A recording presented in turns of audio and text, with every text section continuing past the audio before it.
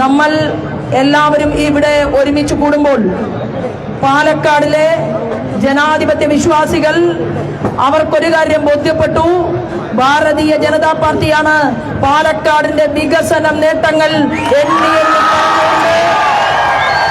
ഈ തിരഞ്ഞെടുപ്പ് ഗോതയിൽ നിന്ന ഒരേ ഒരു പാർട്ടി.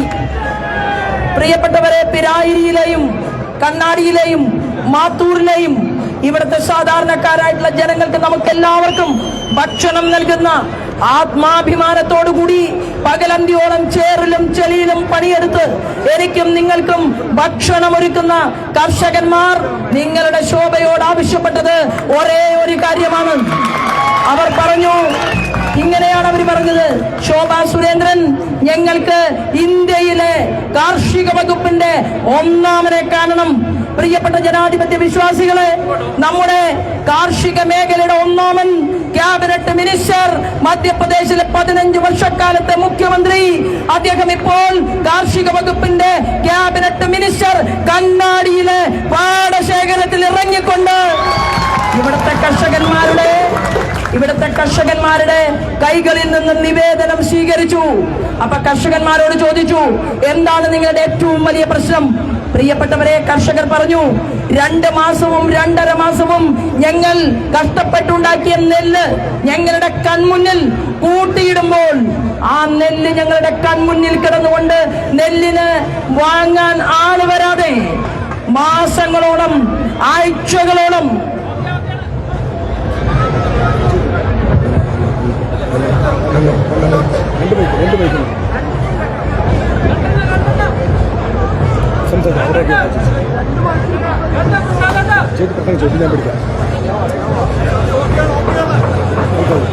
മാസങ്ങളോളം ഈ പാവപ്പെട്ട കർഷകന്മാരുടെ നെല്ല് പാടശേഖരത്തിൽ കൂട്ടിയിടുകയാണ്. പ്രിയപ്പെട്ടവരെ, ഒരു കുഞ്ഞിന്റെ കൈയും കാലും വളരുന്നത് പോലെ എങ്ങനെയാണോ ഒരമ്മ കുടുംബത്തിലെ കുഞ്ഞിനെ വളർത്തിയെടുക്കുന്നത്, അതുപോലെയാണ് ഒരു കർഷകൻ തന്റെ കൃഷിയിടത്തെ ഒരുക്കിയെടുക്കുന്നതെങ്കിൽ വേദന അനുഭവിക്കുന്ന കർഷകന്മാർക്ക് 3 മാസം വരെ കാത്തിരിക്കണം അവരുടെ നെല്ലൊന്ന് ഗവൺമെന്റ് വാങ്ങിക്കൊണ്ടുപോകാൻ. കൊണ്ടുപോയാലോ 6 മാസക്കാലം കഴിയണം. പ്രിയപ്പെട്ടവരെ, അതിന്റെ പണം കിട്ടണമെങ്കിൽ അതും ആ കർഷകനെ ലോൺ എടുക്കുകയാണ്. ഓരോ ബാങ്കിൽ നിന്നും ലോൺ കടക്കാരനാക്കി ഈ പാലക്കാടിലെ കർഷകരെ മാറ്റുമ്പോൾ, കേരളത്തിലെ കർഷകരെ മാറ്റുമ്പോൾ കർഷകർ ചോദിച്ചു, ഇതിനെന്താണ് പ്രതിവിധി? അപ്പോ ക്യാബിനറ്റ് മിനിസ്റ്റർ പറഞ്ഞു, ഞാൻ എന്റെ ജീവിതത്തിൽ ആദ്യമായിട്ടാണ് ഇങ്ങനെ ഒരു കാര്യം കേൾക്കുന്നത്. കർഷകന്റെ ഉൽപ്പന്നം കേന്ദ്രം 3 ദിവസം കൊണ്ട് പണം കൊടുക്കുന്നുണ്ട്. എന്താണ് കേരളത്തിന്റെ മുഖ്യമന്ത്രി പിണറായി വിജയൻ ഗവൺമെന്റ് ഈ അന്യായം നിങ്ങളോട് ചെയ്യുന്നത് എന്നാണ് പ്രിയപ്പെട്ടവരെ ആ ക്യാബിനറ്റ് മിനിസ്റ്റർ ചോദിച്ചത്. എന്നാൽ കേരളത്തിലൊരു പ്രതിപക്ഷമില്ലേ? ആ പ്രതിപക്ഷത്തിന്റെ നേതാവല്ലേ ശ്രീമാൻ വി ഡി സതീശൻ? എന്നെങ്കിലും ഒരു ദിവസം, പ്രിയപ്പെട്ട ജനാധിപത്യ വിശ്വാസികളെ, നിങ്ങൾ ചിന്തിക്കണം, എന്നെങ്കിലും ഒരു ദിവസം കർഷകന്റെ ഉൽപ്പന്നം ഇങ്ങനെ പാടശേഖരത്തിൽ ഇടാൻ പാടില്ലെന്ന് പറഞ്ഞ് ഒരു സമരം നടത്താൻ നമ്മുടെ പ്രതിപക്ഷ നേതാവിനെ നിങ്ങൾ എവിടെയെങ്കിലും കണ്ടിട്ടുണ്ടോ? ഇല്ല. നിങ്ങളുടെ ശോഭ പോയാൽ പോരെ കേരളത്തിന്റെ നിയമസഭയിലേക്ക് എന്നാണ് ഞാൻ ചോദിക്കുന്നത്. നിങ്ങൾ എന്നോട് ആവശ്യപ്പെട്ടു രാജ്യത്തിന്റെ പ്രധാനമന്ത്രിയെ പാലക്കാട്ടേക്ക് കൊണ്ടുവരണം, ആവശ്യപ്പെട്ടില്ലേ? രാജ്യത്തിന്റെ പ്രധാനമന്ത്രി ഇവിടെ വന്നിട്ട് പറഞ്ഞില്ലേ, ഞാൻ വരുന്നത് വാരണാസിയിൽ നിന്നാണ്, കാശിയിൽ പാതി കൽപ്പാത്തി എന്ന് പറഞ്ഞുകൊണ്ട് കാശി വിശ്വനാഥനെ തൊഴുന്നു എന്ന് പറഞ്ഞുകൊണ്ട് ഇന്ത്യയുടെ പ്രൈം മിനിസ്റ്റർ നമ്മളോട് എന്താണ് പറഞ്ഞത്? ജനാധിപത്യ വിശ്വാസികളോട് രാജ്യത്തിന്റെ പ്രധാനമന്ത്രി പറഞ്ഞു, നിങ്ങൾക്ക് വികസനം വേണമോ? മാറാത്തത് മാറ്റണ്ടേ എന്ന ചോദ്യമാണ് അദ്ദേഹം ഈ കേരളത്തോടും പാലക്കാടിനോടും ചോദിച്ചതെങ്കിൽ, പ്രിയപ്പെട്ടവരെ, നമുക്ക് മാറാത്തത് മാറ്റണ്ടേ എന്ന ചോദ്യം, ആ ചോദ്യമാണ് ഞാൻ ഇവിടുത്തെ ജനാധിപത്യ വിശ്വാസികളോട് ചോദിക്കുന്നത്. എത്രയോ കഷ്ടപ്പെട്ടു ഇവിടുത്തെ ഇടതുപക്ഷക്കാരനും വലതുപക്ഷക്കാരനും. എന്തിനാണെന്നറിയുമോ? ശോഭാ സുരേന്ദ്രനെ മുസ്ലിം സ്ത്രീകൾ കൈയൊന്ന് പിടിക്കാതിരിക്കാൻ. ഞാൻ പറയാൻ ആഗ്രഹിക്കുന്നു, നിങ്ങൾക്കറിയുമോ 90% ഹിന്ദു ജനവിഭാഗം അധിവസിക്കുന്ന തൃശ്ശൂർ പേരൂരിൽ ഞാൻ എന്റെ മുസ്ലിം സഹോദരിയെ അവിടെ കൗൺസിലറാക്കി മത്സരിപ്പിച്ച് ബഹുഭൂരിപക്ഷത്തിൽ വിജയിപ്പിച്ചിട്ടാണ്, എന്റെ മുംതാസിനെ വിജയിപ്പിച്ചിട്ടാണ് പ്രിയപ്പെട്ടവരെ ഞാൻ ഈ പാലക്കാടിന്റെ മണ്ണിൽ നാടിലേക്ക് വന്നിട്ടുള്ളത്. നിങ്ങളൊന്ന് മലപ്പുറത്ത് പോയി അന്വേഷിക്കണം. മലപ്പുറത്ത് എത്രയോ മുസ്ലിം പെൺകുട്ടികൾ അവർക്ക് അമ്മയായിട്ട് വർത്തിക്കുകയാണ്. ശ്രീമതി ശോഭാ സുരേന്ദ്രൻ, ഇത് ഭാരതീയ ഹിന്ദു പാർട്ടി അല്ല. ഞാൻ പറയാൻ ആഗ്രഹിക്കുന്നത് ഇത് ഭാരതീയ ജനതാ പാർട്ടിയാണ്. മുക്തർ അബ്ബാസ് നഖ്വിയുടെ പാർട്ടി, ഷാനവാസ് ഹുസൈന്റെ പാർട്ടി, നജ്മ ഹെപ്തുള്ളയുടെ പാർട്ടി, പ്രിയപ്പെട്ടവരെ അബ്ദുൽ സലാം സാറിന്റെ പാർട്ടി.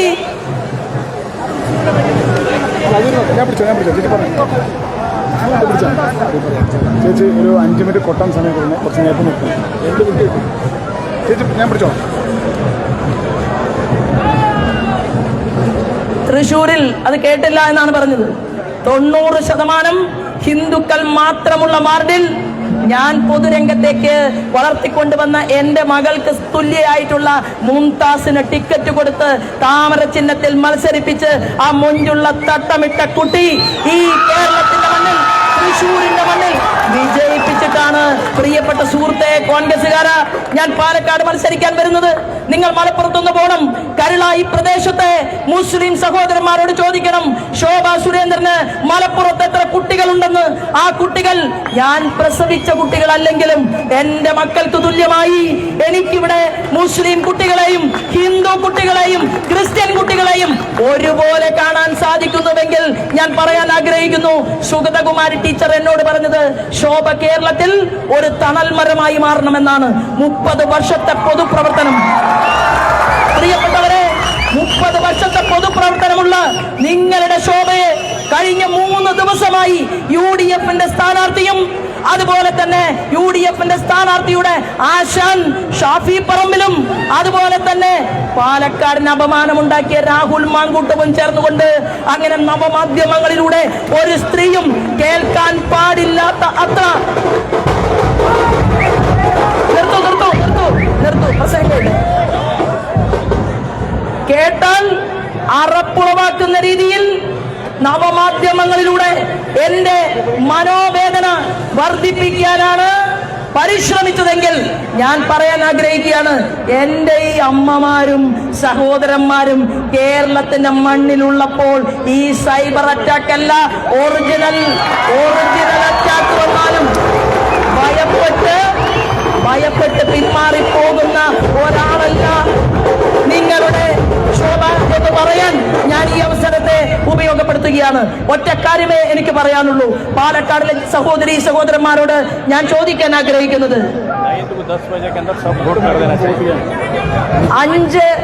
5 കോടി രൂപയുടെ വികസന പ്രവർത്തനം നടത്താനാണ് UDFന്റെ സ്ഥാനാർത്ഥി പോകാൻ ആഗ്രഹിക്കുന്നത്. മാത്രവുമല്ല അദ്ദേഹത്തിന് അഭിനയിക്കാനും പോണം. എന്തായാലും കുറെ സമയം അദ്ദേഹത്തിന് പാലക്കാടിന് വേണ്ടി പണിയെടുക്കാൻ സാധിക്കില്ല. മാത്രവുമല്ല ഞാൻ പറയാൻ ആഗ്രഹിക്കുന്നത്, നമ്മൾ 2500 കോടിയോളം വരുന്ന തുകയുടെ വികസനം പാലക്കാടിലേക്ക് കൊണ്ടുവരാനാണ് ഈ തെരഞ്ഞെടുപ്പ് പ്രവർത്തനത്തിന് മുന്നിൽ നിൽക്കുന്നത്. ആരാണ് ഗ്യാരണ്ടി? മോദിയാണ് ഗ്യാരണ്ടി. പ്രിയപ്പെട്ടവരെ, മോദിജിയാണ് ഗ്യാരണ്ടി. മോദിജി വന്ന് പറഞ്ഞില്ലേ എന്താണ് ഗ്യാരണ്ടി? മോദിജിയാണ് എന്ന് അദ്ദേഹം പറഞ്ഞു. നിങ്ങൾക്കറിയുമോ, ഇന്നലെ ശിവരാജ് സിംഗ് ചൗഹാൻജിയുടെ കൂടെ കാറിലിരിക്കുമ്പോ അദ്ദേഹം എന്നോടൊരു കാര്യം പറഞ്ഞു. കേരളത്തിൽ ഒരു മനുഷ്യരുടെ മുന്നിലും തുറന്ന് ഇവിടുത്തെ മുഖ്യമന്ത്രി പറയില്ല, പ്രതിപക്ഷ നേതാവ് പറയില്ല. എന്നോട് പറയുകയാണ്, ചോദിക്കുകയാണ്, ഭാരതീയ ജനതാ പാർട്ടിയുടെ സംസ്ഥാന ഘടകത്തോട് അദ്ദേഹം പറഞ്ഞു എന്താണെന്നറിയുമോ പ്രിയപ്പെട്ടവരെ, 3800 കോടി നരേന്ദ്രമോദിയുടെ കയ്യിൽ നിന്ന് ഒപ്പിട്ട് വാങ്ങിക്കഴിഞ്ഞു കേരളത്തിന്റെ മുഖ്യമന്ത്രി പിണറായി വിജയൻ. എന്തിനാണെന്നറിയുമോ? പാലക്കാടിലെ സ്മാർട്ട് സിറ്റിക്ക് വേണ്ടി 3800 കോടി രൂപ കൊടുത്തു കഴിഞ്ഞു. 1800 ഏക്കർ സ്ഥലം പാലക്കാട് ഏറ്റെടുത്തു കഴിഞ്ഞു. നന്ദിയില്ലെങ്കിലും കേരളത്തിന്റെ ബഹുമാനപ്പെട്ട മുഖ്യമന്ത്രി നന്ദി കെട്ടവനായി മാറാൻ പാടുണ്ടോ എന്ന് ഈ കേരളത്തിലെ ജനങ്ങൾ ചോദിക്കാൻ ആഗ്രഹിക്കുകയാണ്. പ്രതിപക്ഷ നേതാവിനോട് ഒരു വാക്ക്, നിങ്ങൾ ഈ കേരളത്തിൽ വർഗീയ ധ്രുവീകരണത്തിനാണ് നിങ്ങൾ ശ്രമിക്കുന്നത്. നിങ്ങൾ ജമാഅത്ത് ഇസ്ലാമിയെ കൂട്ടുപിടിക്കുമ്പോൾ ഇടതുപക്ഷ ജനാധിപത്യ മുന്നണി വർഗീയതയെ കൂട്ടുപിടിക്കുകയാണെങ്കിൽ ഇവിടെ ഒരു അദൃശ്യ ശക്തിയായി ജമാഅത്ത് ഇസ്ലാമിയും പോപ്പുലർ ഫ്രണ്ടും SDP-യും നിങ്ങളുടെ കൂടെ നിൽക്കുന്നു. 2 മുന്നണികളുടെയും കൂടെ നിൽക്കുന്നുവെങ്കിൽ ഞാൻ പറയാൻ ആഗ്രഹിക്കുന്നു, ഖുറാനിൽ വിശ്വസിക്കുന്ന നമാസ് നടത്തുന്ന, നിസ്കരിക്കുന്ന നല്ലവരായ മുസ്ലിം സുഹൃത്തുക്കൾ വികാസത്തിന് വേണ്ടി പാലക്കാടിൽ ഭാരതീയ ജനതാ പാർട്ടിയോടൊപ്പം നിൽക്കും എന്നുള്ള കാര്യത്തിൽ ഒരു തർക്കവും വേണ്ട. അത് ഡോക്ടർ അബ്ദുൽ കലാമിനെ സ്നേഹിക്കുന്ന ഒരു RSSകാരൻ ഇന്ത്യയുടെ പ്രധാനമന്ത്രിയായപ്പോൾ ഇവിടെ കഴിവും പ്രാപ്തിയുമുള്ള രാജ്യസ്നേഹിയായ മുസൽമാൻ ഡോക്ടർ അബ്ദുൽ കലാമിനെ രാഷ്ട്രപതിയാക്കിയ പാർട്ടിയാണ് ഈ പാർട്ടി. പാലക്കാടിലെ മുസ്ലിം സുഹൃത്തുക്കളെ, നമുക്ക് മുന്നേറണം, നമുക്ക് മുന്നോട്ട് പോകണം, നമുക്ക് ഈ നാടിനെ വികസിപ്പിക്കണം. നിങ്ങളുടെ മക്കൾക്ക് പഠിക്കാൻ സ്കൂളുകൾ വേണം, കോളേജുകൾ വേണം, അതുപോലെ തന്നെ